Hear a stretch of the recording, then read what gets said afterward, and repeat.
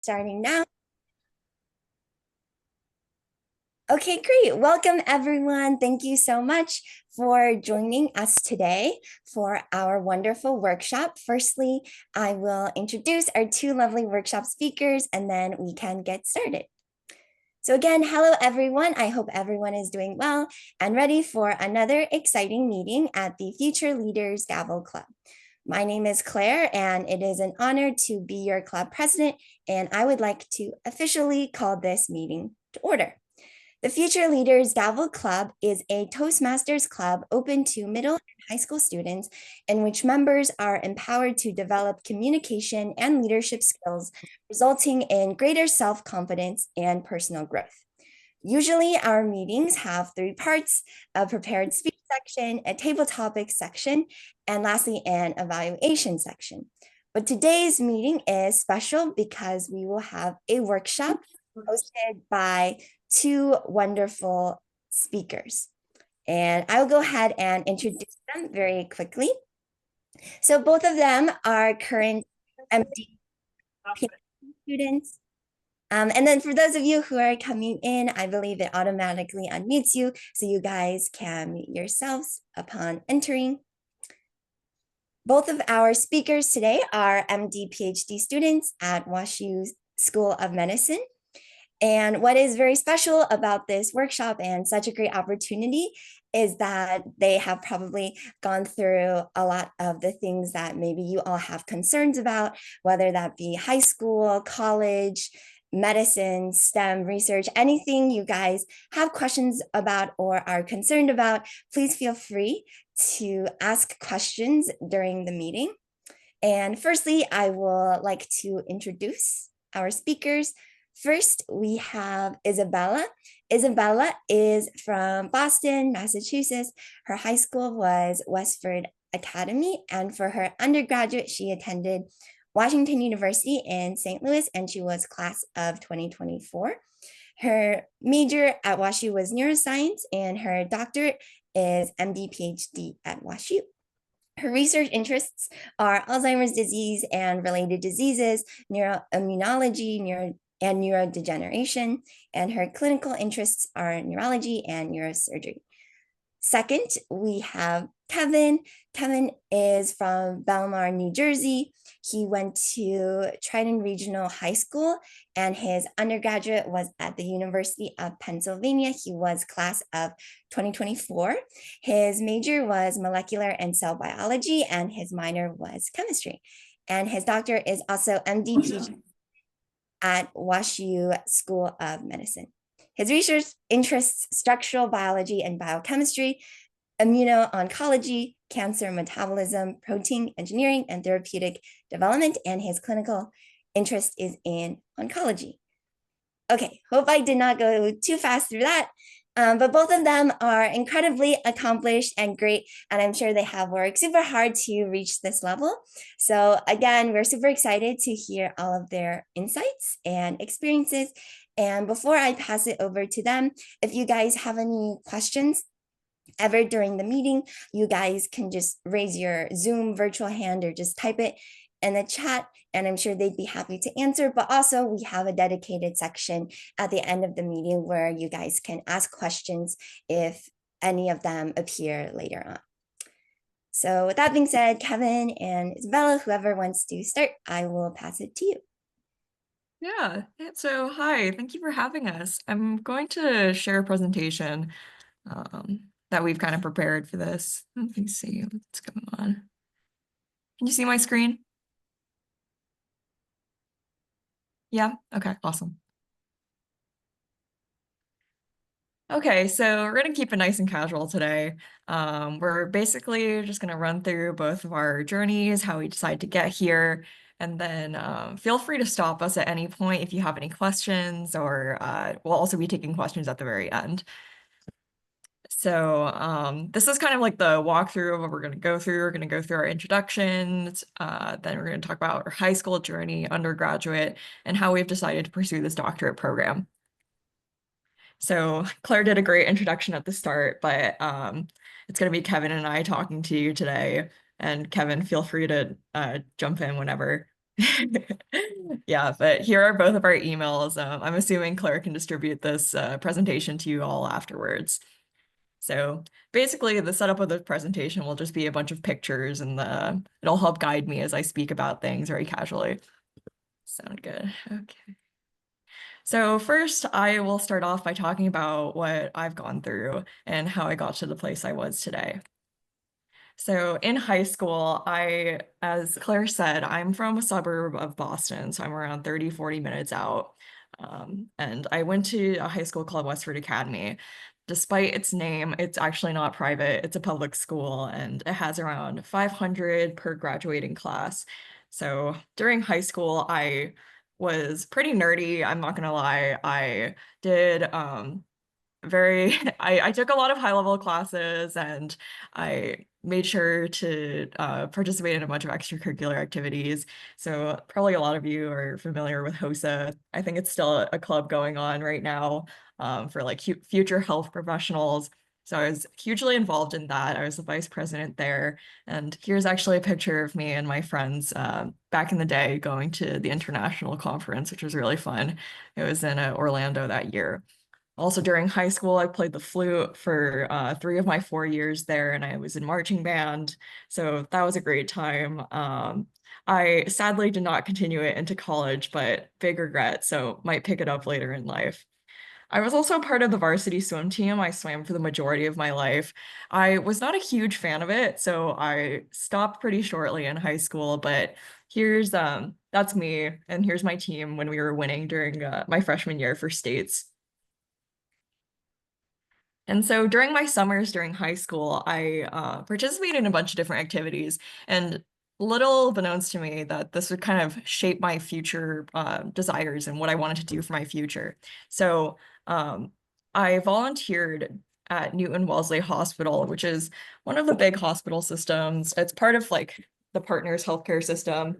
Sorry, my cat's getting in the way, but yeah, I used to work there as like helping move patients around, just helping with the post-ops for surgeries. And so that gave me insight onto how things were from the day-to-day operations, and got me really excited to help out with everything going on in the healthcare field and giving me more exposure there. And so after that, my dad actually went to medical school in Tongji in China. And so then he told me to reach out to some people there, which gave me the awesome opportunity of being able to go inside the OR and do some shadowing there. So that was really what sparked my passion early on, was being able to get like this like once in a lifetime opportunity where I could actually see the cases up close. And at a very young age too. So I was probably around 15 when the time I did that. Got me super interested in medicine, and made me very certain that once I entered college, I was going to be pre-med and I was going to get an MD. And so Charles River, this one is kind of what added in that research strain that got me interested in all of this in the first place, because a PhD was not on my radar when I entered undergraduate. Charles River they've got a couple of branches, but they're pretty big in New England area. And they basically are a company that does a lot of genetics, genomics, stuff like that. So I got to work with a little mice work, do a little mice work early on, learn how to pipette, work with different DNA solutions, and that really got me interested in science. It was very different than what I'm doing right now, but I think being in a lab and being in that environment, being super steady with my hands taught me that I really like that kind of environment. It's super different than being in clinic. And so college season eventually rolled around. And so I ended up graduating as valedictorian of my class. And I took the ACT, got a 35 on that, which is what I ended up going with. And that definitely was not my first try. I did not do great in high school testing wise. So I didn't do so great on the SAT, but if that just shows that if you're stressed out about that or in that process, like it all works out in the end. I had to retake a test and it was a whole thing, but I'm very happy with where I am now. So yeah, this is me and one of my counselors at my graduation that really supported me throughout my time there. And so these are some of the schools that I got into and that I was deciding between, but obviously I didn't end up going to any of those. My brother's actually at Vanderbilt right now, and I take credit for the reason that he's going there because he inherited a lot of my college merch.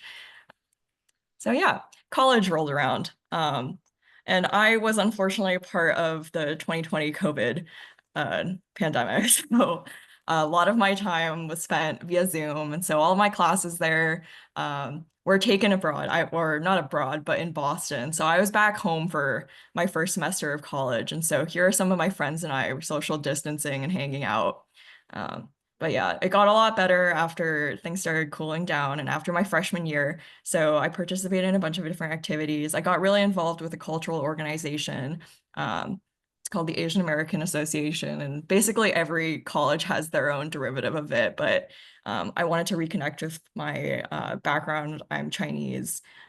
So yeah, this helped me find friends who cared about the same things that I did. And so in this corner here is actually my PI who I'm still working with. His name is Dr. Lee, and he's at WashU Medicine. And so the campuses of WashU undergrad and WashU Medicine aren't connected, but they're close enough and you can take a train to where I commuted probably like 3 or 4 times a week after classes. And I was super passionate about getting back into that lab environment that I had previously experienced. So Dr. Lee saw my resume and was willing to give me a chance. And so it ended up working out because now I'm going to be a grad student in his lab. Yeah. So during my time in undergraduate, I did a bunch of different internships. And so these were all kind of gearing me up uh, to what I was passionate about and the eventual application to my MD PhD. I less so much did it for the resume, more so I kind of just followed my passions and where they led me.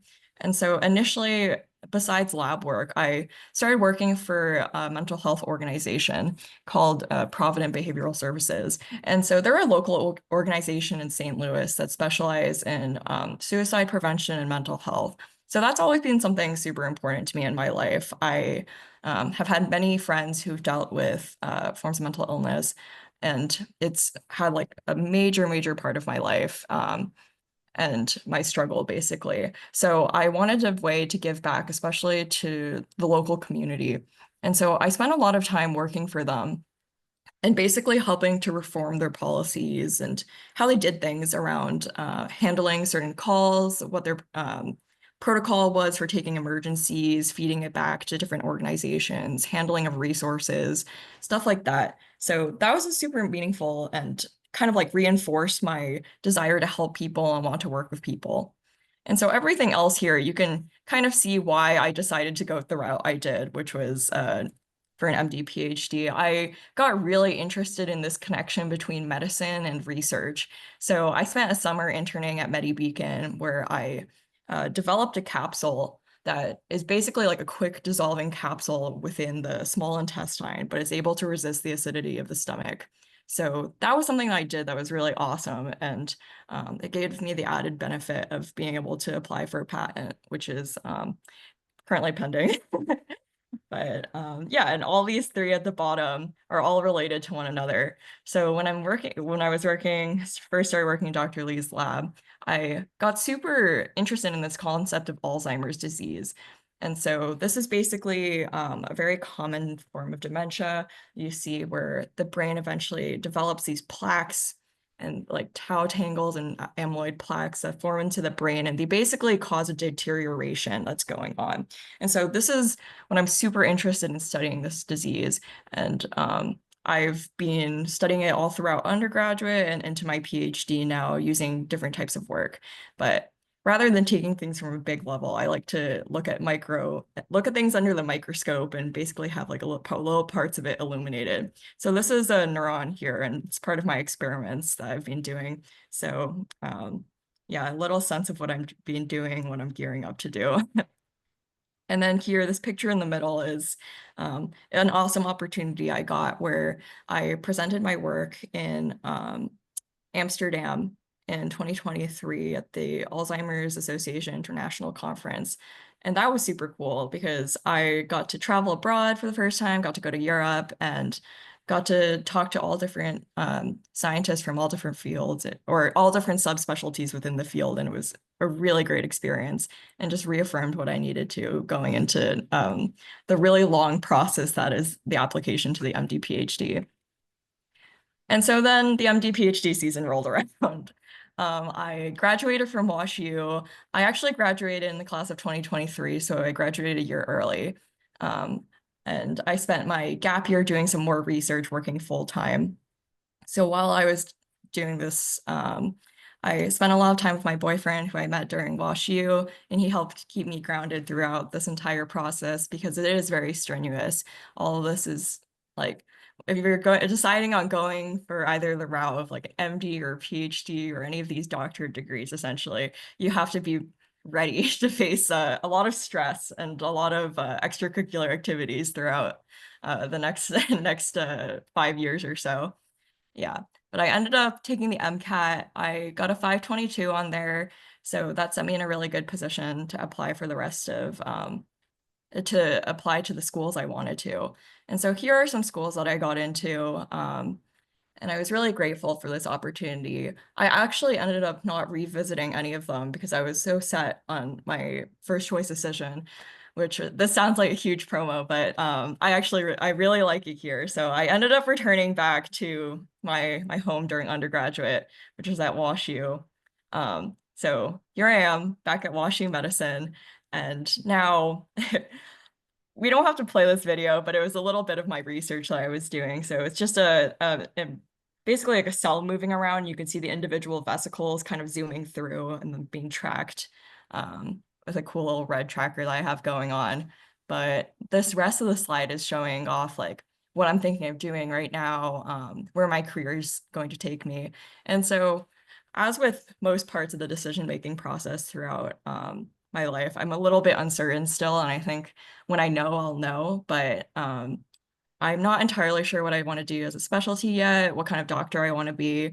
I know I like the brain, and I think that that's as much as I can say right now. Whether that leads me to neurology, neurosurgery, radiology, pathology, all of these things are just really cool routes that I have the opportunity of taking.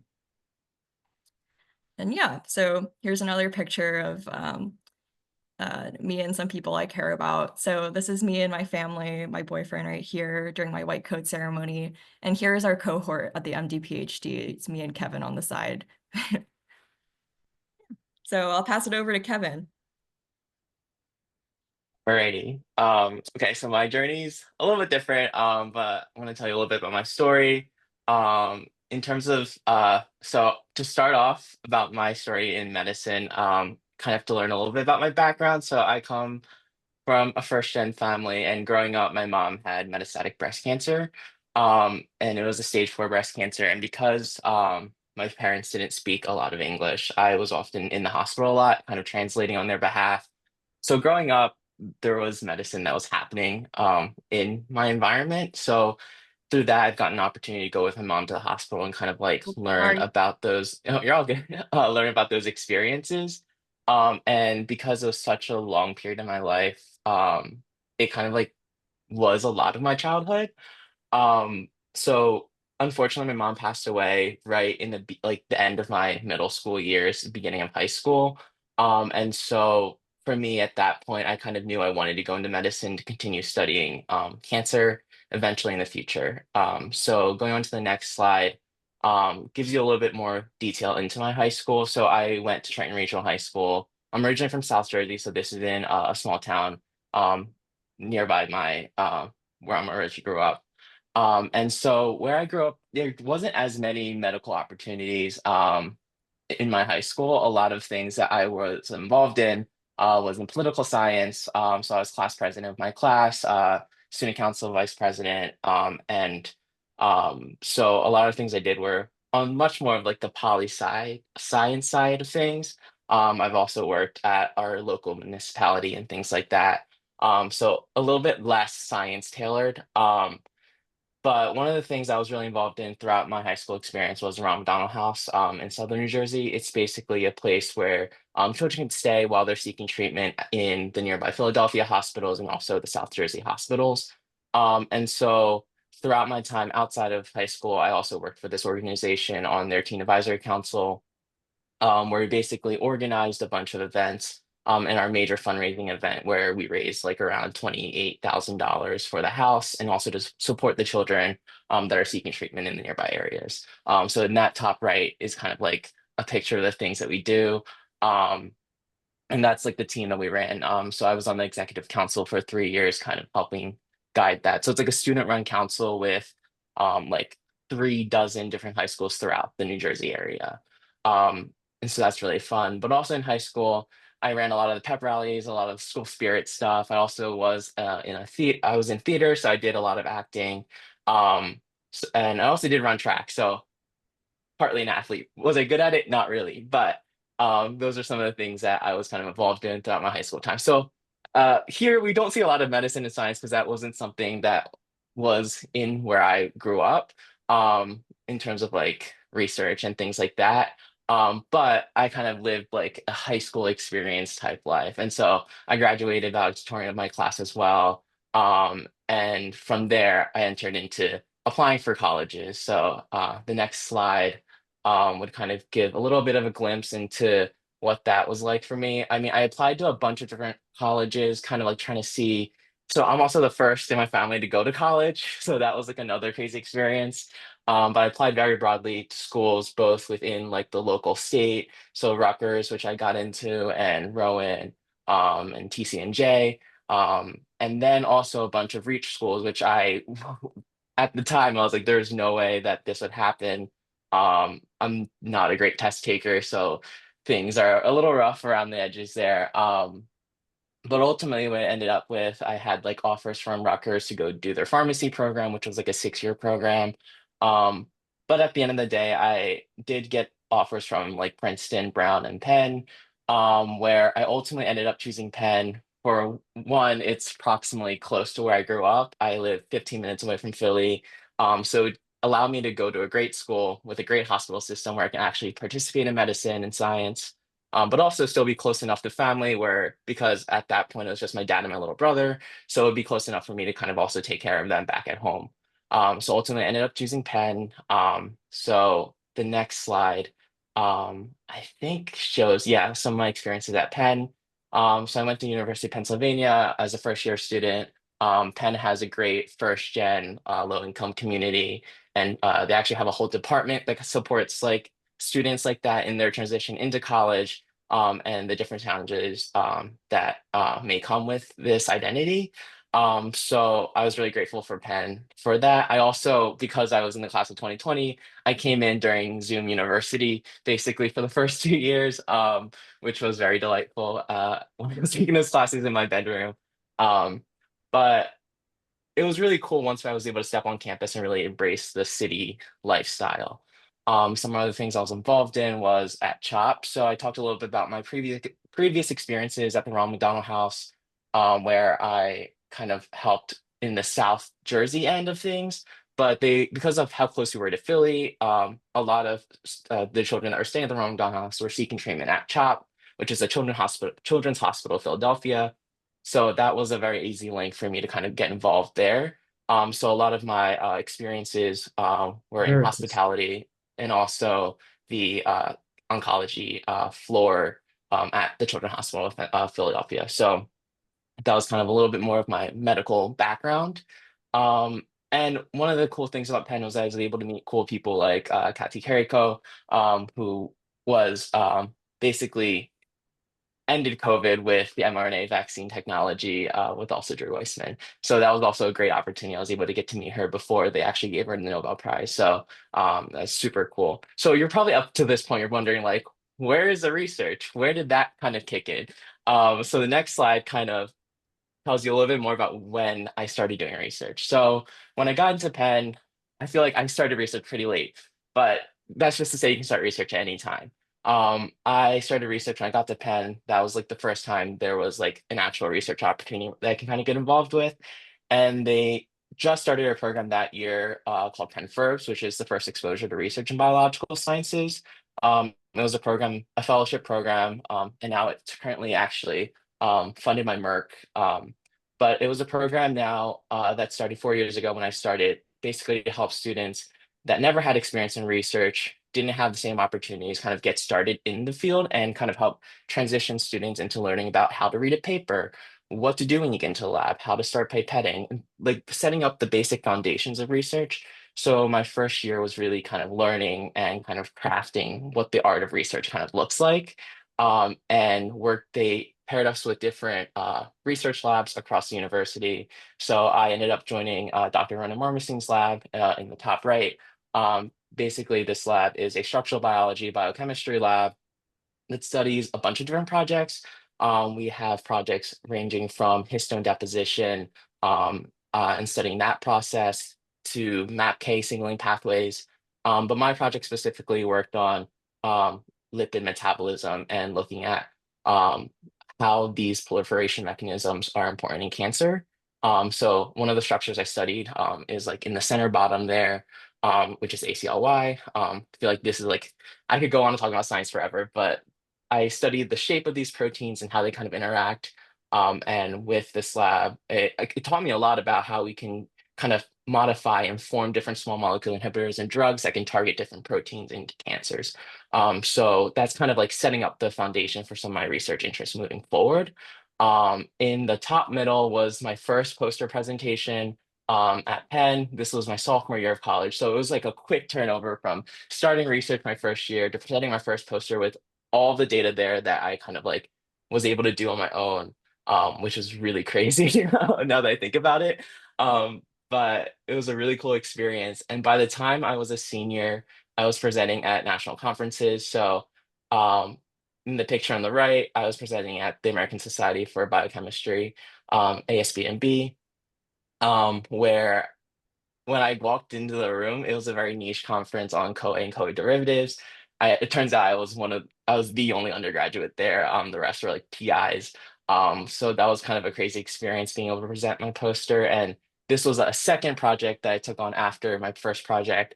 This ended up being my independent research project for my thesis. I did this project in 2 years. And so it was really cool to be able to present that at the accumulation of my senior year.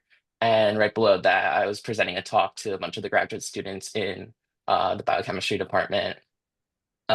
Basically, a 30-minute talk about my entire work on this project. And then in the fun little right corner, there's a little picture of me doing my little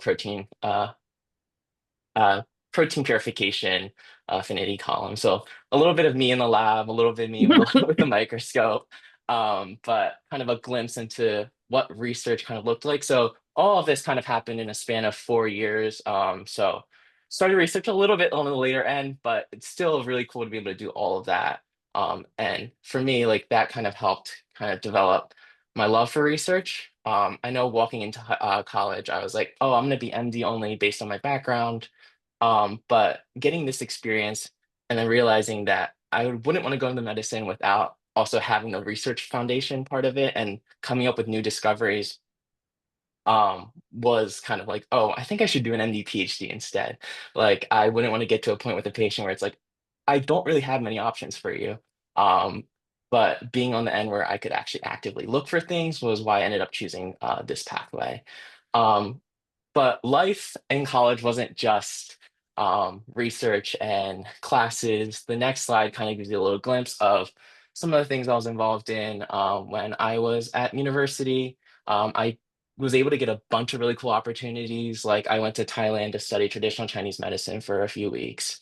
Um, and so there's a few pictures of there. And I also, in senior year, I went to the Galapagos to learn about evolution, Darwin. So a little bit deviating a little bit from the medicine side of things, but still really cool opportunities, kind of just explore and learn more about the world around us. And I also have a playbill from when I went to go see Wicked live. So still continuing to bring some of those things I really loved in high school, like theater, although like I don't do it now. It's still kind of those things I can bring along with me throughout my journey. So it's really important to just remember to have fun as you go out throughout the pathway in the future. Next slide. Let's see what I have there. All right. Yeah. So after all of my college experiences, I ended up graduating. So I was a first gen student. Um, I was inducted into Phi Beta Kappa, uh, the James Brister Society. Like if I didn't know about any of these things going into college, so it's really crazy at the end to be able to graduate and kind of like see where I ended up. So um, really fun, really cool. And so with that, I ended up applying for MD PhD during my senior year to a bunch of different programs, and ultimately I ended up at WashU, which is the next slide, with these beautiful people. And so absolutely love our cohort. And again, the same picture with Isabella and I. But I was super excited to be able to come here, a little bit of a change in scenery, moving out of the big city into St. Louis, where a lot more green space. And I really ended up loving WashU during my second look. So it was like a signed deal during that time. And so now I'm here, kind of going through the medical curriculum with Isabella. And in my next slide is showing y'all some of my future plans, kind of like figuring out where the balance between MD and PhD is. So I'm interested in cancer metabolism from my previous research, but also structural biology and biochemistry. So thinking about fusing those and kind of hoping to come up with drugs, molecule inhibitors, immunotherapies of some sort, um, basically on the route to cure cancer. So if I could leave y'all with any advice, is just continue to dream big, and remember to follow your heart and like love what you do. I think even now, like there are really tough days. There are times when things are hard. I mean, I've definitely dealt with imposter syndrome throughout college and being like, do I belong? Or am I doing the right thing? Am I on the right track? Um, there's incredible people out there that are doing incredible things. So I was always wondering, like, am I stepping up? Am I on track? Am I good enough? But I feel like once you know what you want to do and what you love to do, and knowing your why, that kind of helps you kind of continue to push on through those things. So for me, it's like my backstory, and with my mom growing up, um, for me, I wanted to really continue down this path to make sure that there is medicine that is available for patients and kind of really improve that field in the future and really come up with new discoveries that could really alter the outcomes for cancer patients. So that's kind of a little wrap up about my experiences, my journey. Um, and then, of course, I think next slide is a reminder from both Isabella and I to just remember to have fun. I don't know if Isabella, if you want to add anything. Yeah, I included this slide at the end, just to showcase sometimes during all of the craziness and all the hecticness, I was still able to spend some time with my friends. Here's me on my 18th birthday, the day of my graduation. Here's my cat, who you've probably been seeing pop up in the background, my screen. And here, sometimes I spent with my friends outside of work, my boyfriend and I in New York recently. Yeah, and so kind of echoing Kevin's message, I just want to remind you all to have fun and enjoy the times during middle school and high school while you can, because that's definitely the most free you're ever going to be in your life after that. I can say I still have moments of free time, but it's not nearly as abundant as what it was previously.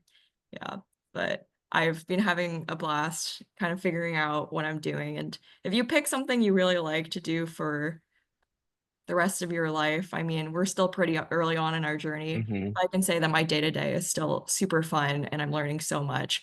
And it comes with a lot of hardship sometimes in studying every single day and doing all of that. But at least I'm doing what I love and I wake up every morning very excited to face the day. So yeah, with that, we can take any questions that you guys might have for us. Yeah, let me stop screen sharing so I can see all of you.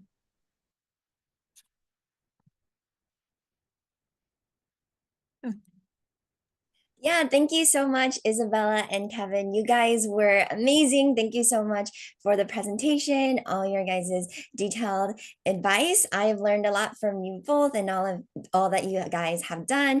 And I'm sure our members as well have learned lots. And I'm sure they're very encouraged and inspired by all of you have done and shared with us tonight. So I don't want to take away any Q&A time. So I'm just going to transition directly to Q&A. So again, you guys, please don't be afraid to ask any questions. You can like raise your virtual hand or just unmute yourself. You can type anything in the chat, but please feel free since this is a rare opportunity and Isabella and Kevin are amazing and super nice. So I'm sure you guys will learn a lot. So I'm seeing some questions in the chat. So I guess we could first answer the first question. So let's answer it bit by bit. Let's see. So how many gap years did we take and what do we do during those? So I think that Kevin and I are actually the exception to the rule here in that neither of us took any gap years, and that is super, super abnormal. And I highly do not recommend it. I think that gap years give you the opportunity to kind of take a breather after college or between college or between high school and college. Some people take some there too. And I think that it's a really great opportunity to kind of figure yourself out, take things at a slower pace. Yeah, so I actually took a pseudo gap year when I graduated a year early. I used my senior year during college as a gap year. Uh, but during all of that time and during all of my college years, I was quite pacing myself. So I was constantly in lab, which is what I love to do. But I was definitely pulling some long hours those days and working on weekends. So if that doesn't sound like the life for you and it was not for many of our classmates, I highly recommend taking a gap year or two. And I guess, Kevin, you can touch on that before we answer the other questions. Yeah, I ultimately didn't end up taking a gap year. I knew kind of early on what I wanted to do, so I kind of planned my time at Penn kind of like based on that with graduating and going straight into medicine. But I will say that gap years are very common, especially within MD PhD programs in general, I think. So it's not like abnormal to take gap years. But a lot of people do a lot of really cool opportunities, and I feel like especially those that have done gap years, like they come in with a lot of experience, especially when you're talking to them about things that they've done. So it's really incredible, on that end. Um, yeah. And I was thinking about some of our classmates they're starting this program at around 27. So for reference, Kevin and I started at 22. And Hmm. they are further along in their lives. They are very mature and have everything figured out basically. And they really had some time to enjoy themselves and just figure things out from a perspective that's not purely academic. So learning what they like to do in life, learning what's important to them, taking care of their family and friends, all of that. So uh, that's another pro for taking gap years. But that being said, you don't necessarily need to take one. I think that Kevin and I are proof Hmm. that you don't need to. Yeah, and so let's see. Going on to the next question. How do you get shadowing, EMTs, opportunities in college? So for me, I kind of just reached out to people. So I think that after a certain point, you build up amount on your resume so you can do some shadowing in high school. I think the best way of doing that is just applying through the online websites for those things. I personally didn't do anything besides that. So when I was volunteering at Newton Wellesley, I basically just applied through their website and just hoped that somebody would take me, and they did end up. And then it gets a lot easier after that because in college you can use that on your resume and kind of reach out to people. So how I was able to find my PI, who I worked with all throughout high school and or all throughout college and into now, is I just cold emailed him with a copy of my resume saying, oh, this is why I like your research. This is why it interests me. Basically take a chance on me. And so I don't know if you have anything to add to that question, Kevin. Yeah, I mean, so I talked a little bit about the Ron McDonald House. I actually learned about that through one of my high school friend or middle school friends growing up. We would go and just cook meals there and volunteer there initially. Just volunteering, cooking meals, hosting events, and doing things like that, for the families that were attending there. And then ultimately, as I continued to progress throughout middle school and also high school, I just ended up getting more involved. So I actually was there for like 7 years for throughout my time from middle school to high school. And then that was such an easy kind of transition for me to go to CHOP when I ended up going to Philly. But it was basically a very similar process where it's like kind of looking on their websites, looking for different student volunteer opportunities and just kind of applying and hoping that someone reads it. It was a little bit challenging, I guess, our first 2 years because of COVID. And a lot of things were just like not available at the time.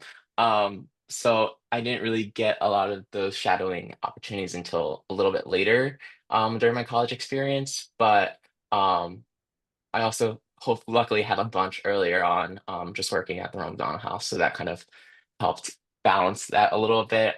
But ultimately, just reaching out, sending out an email never hurts. The worst that they can say is no. Um, but for the most part, most of the time it works out. So just sending an email and seeing, you'll never know if you never ask. So just definitely just send an email and see. Um, so I think that's like the what I would say you should probably do. Um, what are the other questions? Oh, I also want to add that I was also like, shoot, I went through all of college and only did research and didn't have any clinical hours. And so that was a big, oh my gosh, how am I going to apply to medical school if I haven't worked with any patients? So I kind of scrambled last minute, and my PI is actually an MD PhD himself. So he was able to help get me connected with some people working on clinical trials. And so I helped to coordinate some clinical trials at WashU, and that gave me all the clinical hours that I needed. So it really helps to be able to make these connections and hold them for a really long time. I think that that's Mhm, like one of the biggest takeaways I've had from college is uh, getting to know the right people who will be able to advocate for you. Yeah, and so the next question is getting into medical school difficult? And what do your peers do if they don't pursue an MD? Yeah, so getting into medical school, it was probably the most difficult thing I've had to do in my entire life. And I don't know how, I don't know about Kevin, yes. if you agree. Yes. We are among the lucky ones because I definitely know for a lot of my classmates, even at WashU, they have had to reapply. And it takes mostly a lot of just bravery and perseverance to be able to get through that. Eventually, everybody has gotten into medical school, but whether they have applied one time, two times, three times is a whole different story. So it definitely sucks to read all these rejection letters. And I guess as some of you guys are approaching college decisions, you'll probably encounter the same thing where it's like, Hmm. oh, that's really sucks. That was my dream school and I just got rejected from it. But let it be known that I also got rejected from my dream school back in high school. I applied to Brown for their ED for the what's it called? The 8-year program for 4 years undergrad and then Mm. 4 years medical school. I did not get in, and I could not be more grateful now. So yeah, that was some advice from there. And Kevin, what do you think? It was getting into medical school difficult? Yes, I think that was definitely one of the most difficult things that I've ever had to do. Just applying, navigating the whole MCAT was a whole nightmare. 8 hours of exam testing, never want to do that again, but we'll end up doing it again, for step, but it's fine. Um, Yeah, it's just a long process. I remember when we started applying, is basically a year ago from to like around now, was even thinking about applying and getting started. And it was like a whole year long process to apply to get into medical school with interviews and everything. So it's a long time. So like junior years when I started, it was crazy. But yeah, it's a long time. So it is a little bit challenging, but kind of persevering, keep going. Y'all got this. It's definitely doable. I mean, I think one of the things, especially since Isabella kind of mentioned it, is I mean, especially with whether it's medical school or college, I think the most important thing is not about getting into certain schools, but getting into the right school for you. I think that's kind of an important takeaway to kind of take away from this because not all schools may or may not suit the things that you want to do, your needs, where you plan on living for the next 4 or 8 years or however long. So finding the right school that's the right fit for you, I think, is the most important thing, especially with these applications. So I was um, very lucky for WashU to let me in. I think, especially like going from the city, I definitely wanted something that's a little bit more slower pace. So coming here was great. Forest Park is amazing. So I think for like my lifestyle needs, it was great. Such a great opportunity to move out here, and the program's amazing. It's fantastic.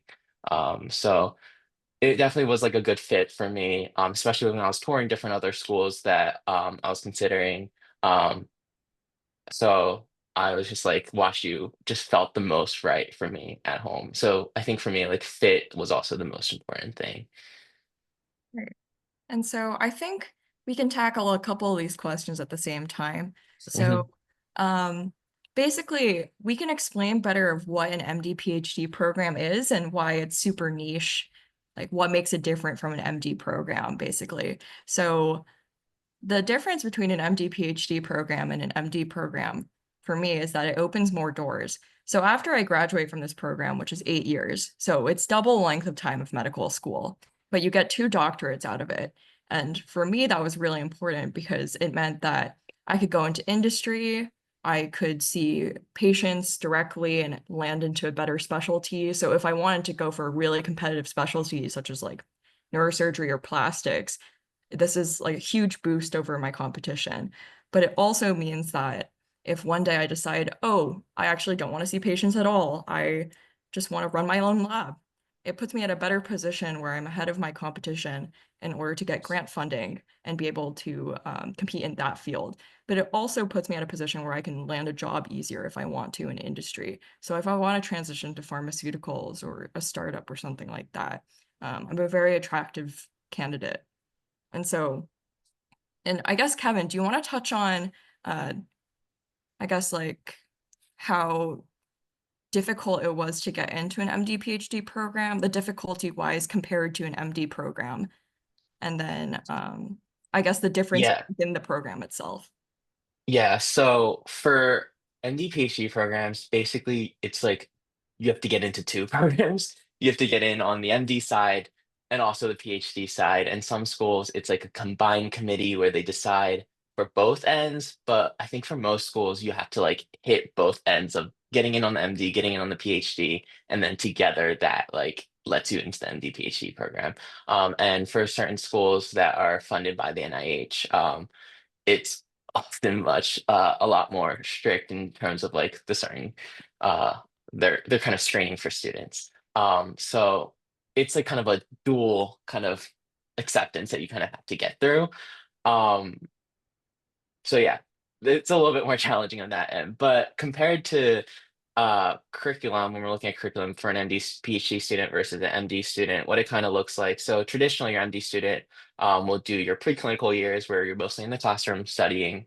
And then after that, you transition to your clinical years. So you'll typically do 1 to 2 years of preclinical, and then 2 to 3, depending on how short your preclinical is, of clinical years where you're actually in the hospital getting those experiences in.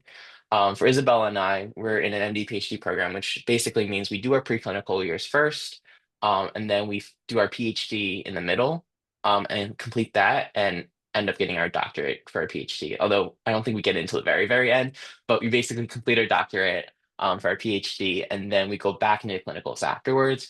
And it's a really cool experience. We're able to learn about medicine, take that medicine and the basic science and information that we're learning from that, bring that into a research environment where we're able to kind of think about those questions and kind of do a little bit more research and kind of like do our own projects and kind of be on that kind of barrier of where our scientific knowledge is and kind of keep pushing that forward.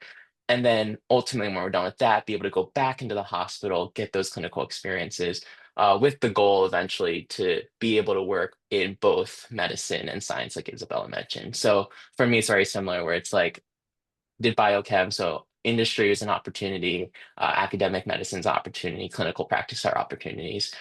So ultimately, I do hope to be able to be in all of those spheres. But that's like it'll ultimately end up being how I can juggle my time because at the end of the day, we only have 24 hours in a day. But that's the ultimate goal is to be able to do research and practice medicine at the same time. Yeah, and Kevin said that wonderfully. And so I also want to touch on, so people are asking if we have some advice for them from our undergraduate years and also how we felt dealing with stress, essentially. And so to kind of talk about that, I want to say that the most important lesson I learned throughout undergraduate was to kind of know yourself and know what you need. So a lot of people were comparing with each other, comparing test scores, comparing activities they were doing. And I think there's validity in seeing, oh, if all of my classmates are being successful in this way, maybe I should go along this way. But there's also success in being able to know yourself the best. So I, for example, slept 8 hours all throughout college and continuing into this MD PhD program, because I know that for me, my sleep is super important and it helps me function. And so there's not a single day I've gone where I've lost any sleep. So I will drop everything else before I drop my sleep. So that means stopping my test studying, stopping my lab work, closing my computer, stopping talking to friends for the night. If I need my sleep, I'm going to treasure that time and I'm going to set it out for myself. And so that helped me also stress manage, because if I was like, oh, it's hit 11 p.m. and I need to go to bed, that means everything's off. There's nothing more I can do for the day. And that really helped me de-stress, because I knew that there was a stopping point every single day where I could just put everything away and really just focus on what I love to do best, which is sleep. And Kevin, if you have some advice there. Yeah, I mean, I think in college I was basically pretty much the same where I've never pulled an all-nighter, although I know a lot of people that have. And for me, it's such a concept. I don't know. But I haven't pulled any all-nighters. I also valued sleep a lot in college, so I also would try to get my 8 hours in. I think it just keeps you energized for like the next day. Because the thing is, these things are long. I mean, especially when you think about an MD or an MD PhD or a PhD, these are all really long things, especially in the future, which is why we're like enjoy those moments, because we definitely look back and we're like we miss those times too. But it's such a long journey that you don't want to end up getting burned out. And I remember in college there were periods where it's like it's been so busy that I'm like, okay, I'm a little tired, like I need kind of like a break. So making sure that you're taking care of yourself, you're sleeping well, you're eating well. Self-care is ultimately the most important thing, because it wouldn't really matter at the end of the day if you're a doctor but your health is compromised. So making sure that you're taking care of yourself is kind of like the most important thing that I've learned throughout college. I was going to put a bunch of pictures of those in there, like of me literally napping in random places during college, but it's fine. um, so make sure you take care of yourself, get those sleep in. I mean, I feel like now when I'm here in this program, like I'm working on it. I think I'm in that transition phase where I'm trying to like figure out the balance of transitioning into med school and also retaining these facets of things that I really like. So kind of balancing that right now, or it's in the works. Am I getting my full 8 hours? Not really, but I'm getting 6 or 7. So we're like, it's close enough for now. And But it will improve. I have seen Kevin playing Brawl Stars, so there is time to enjoy your life and do what you want to do throughout all of it. And it seems kind of hectic, but if you really stop comparing yourself to others, like Kevin will play it when all of us are studying, and that's a sign of somebody who knows what he wants. Yeah. It's about self-care. It ultimately it ultimately comes down to like if you like know that your brain needs a break, give your brain a break, and it'll end up coming back. Like if you're pushing your brain at 100,010% all day, every day, you're gonna get to a point where it's gonna like burn out and you're not gonna feel great for a longer period of time. You're gonna be less productive in the long run. Whereas if you take these small breaks that you need throughout your day, it kind of helps re-energize and keep you on track. Which is kind of like a philosophy that I like to do. Like Isabella and I will be studying and I will take so many breaks. It's kind of crazy. But maybe a little too much sometimes. But the breaks are good. It keeps me kind of happy and alive. And not kind of go insane. And one of the things that I also like to do is like surround myself with people that are generally very happy, positive, people that I like enjoy talking to. So like I feel like I'm a social person. Um, Big yapper. I love to talk, sometimes too much. So hanging out with people that I really enjoy being around also kind of helps re-energize and kind of relift me up. So kind of figuring out what works for you, keeps you happy, energized, alive. Um, Make sure you put those things with your schedule. Yeah. And I can quickly oh wait, let's see. Claire, when does this end? I just want to make sure I'm respectful of everyone's time. Yeah, it ends about 5 minutes. But of course, if we have more questions, people who want to stay, we can like go a little bit over time since you guys are providing a lot of valuable insights. Great. Yeah. I'm trying to think of which one of these questions would be a good one to end on for everybody. Mhm. Do you have any pickings, Kevin or Claire?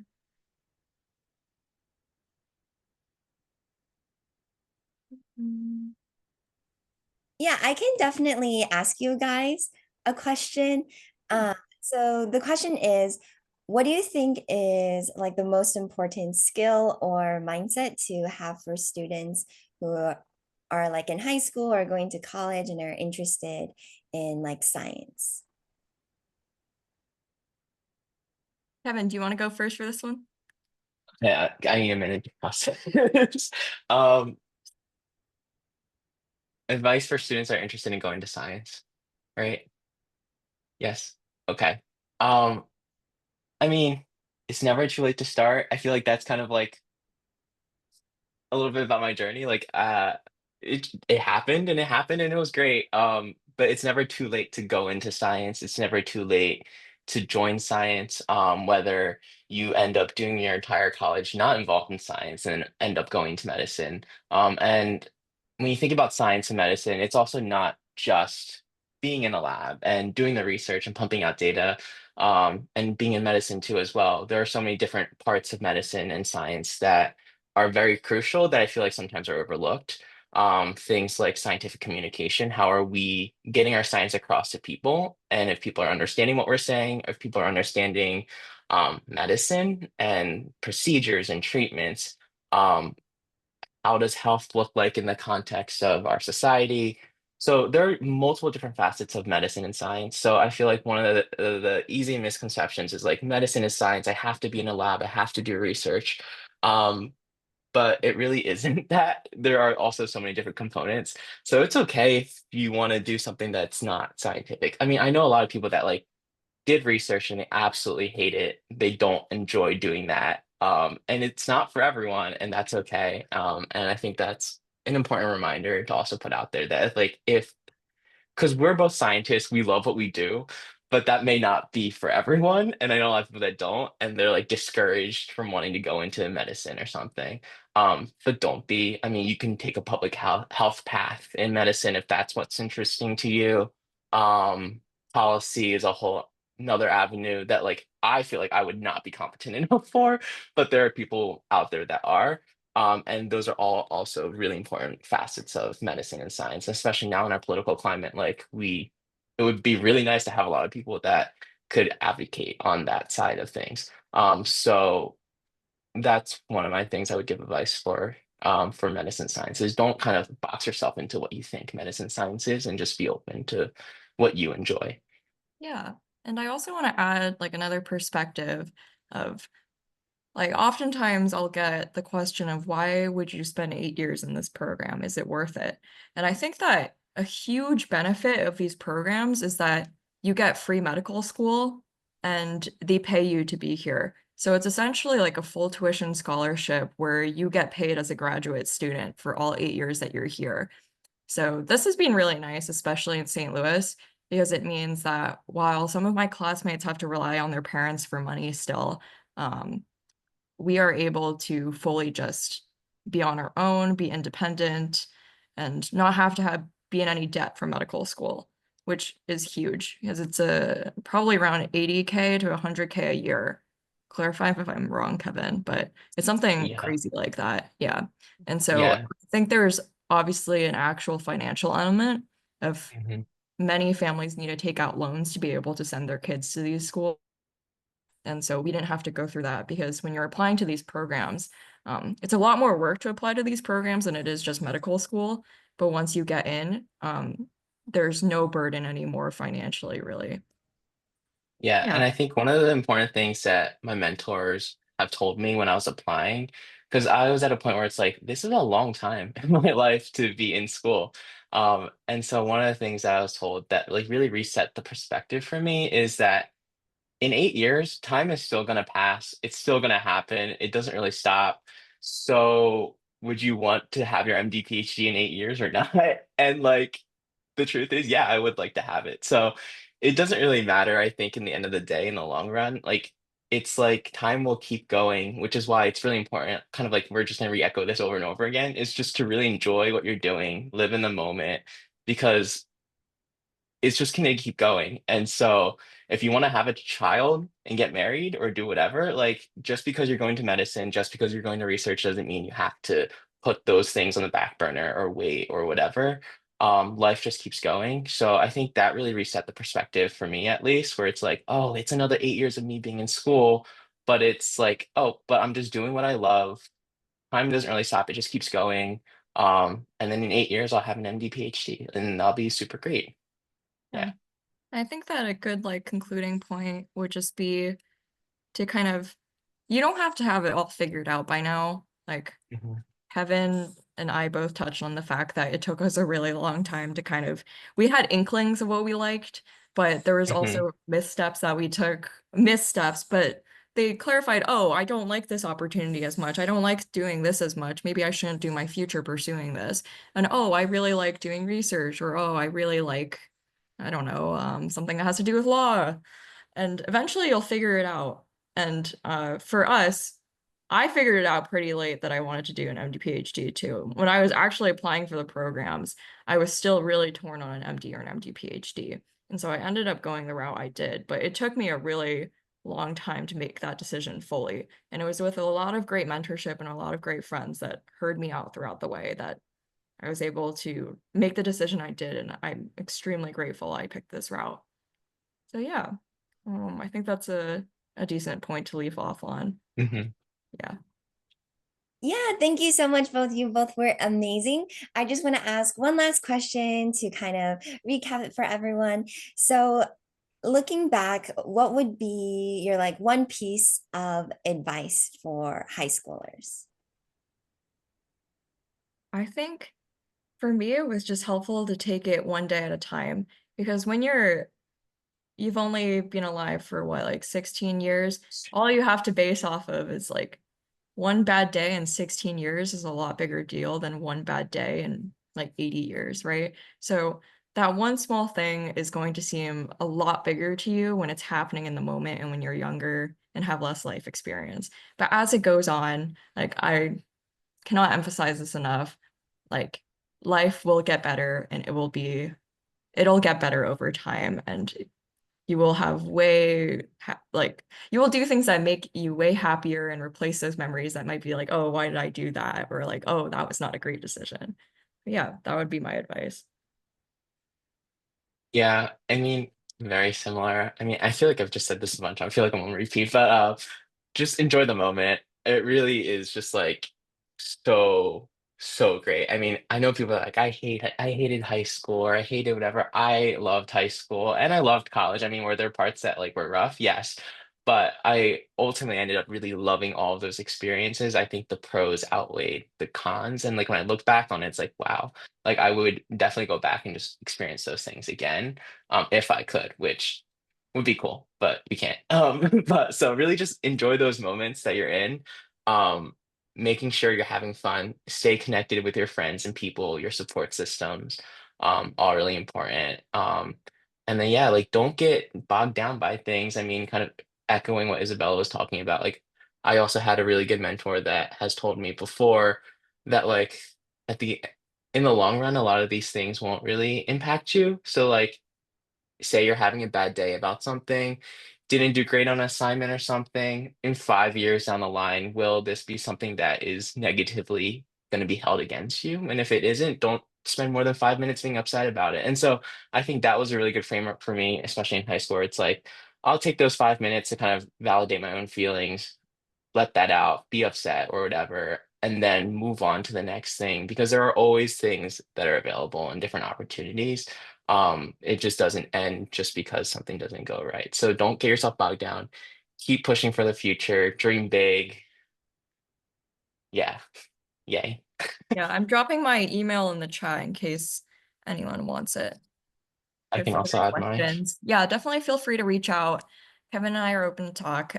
We might be a little bit late in replying. Maybe we're studying for an exam or hanging out with friends or something. But shoot us an email and we will get back to you. Yeah, thank you both so much. Before we officially wrap up, I just want to take a moment to say a huge thank you to Isabella and Kevin for sharing all their time, their insights, experiences, their journeys. It has been incredibly inspiring and encouraging to hear from you both. We've definitely learned a lot. You guys have done so much and you shared a bunch, and I'm sure all of our members as well are very happy to have heard your workshop today, have learned a lot from you both. And again, thank you so much for sharing your insights about medicine, research, science. Hopefully, maybe some of our members who didn't know if they were interested before, maybe they're a little bit interested now. So again, thank you both so much for presenting today. And thank you for our members for coming in and listening, and our guests as well. I hope this workshop has sparked new ideas for you all and maybe has encouraged you all to maybe pursue some new paths. And with that, I don't want to hold everyone for too long because I know Isabella and Kevin, you both are very busy as well. So again, thank you both so much for coming to speak tonight. And we appreciate both of your time. And with that being said, thank you everyone. And for our members, we will see you all next Wednesday. Bye everyone.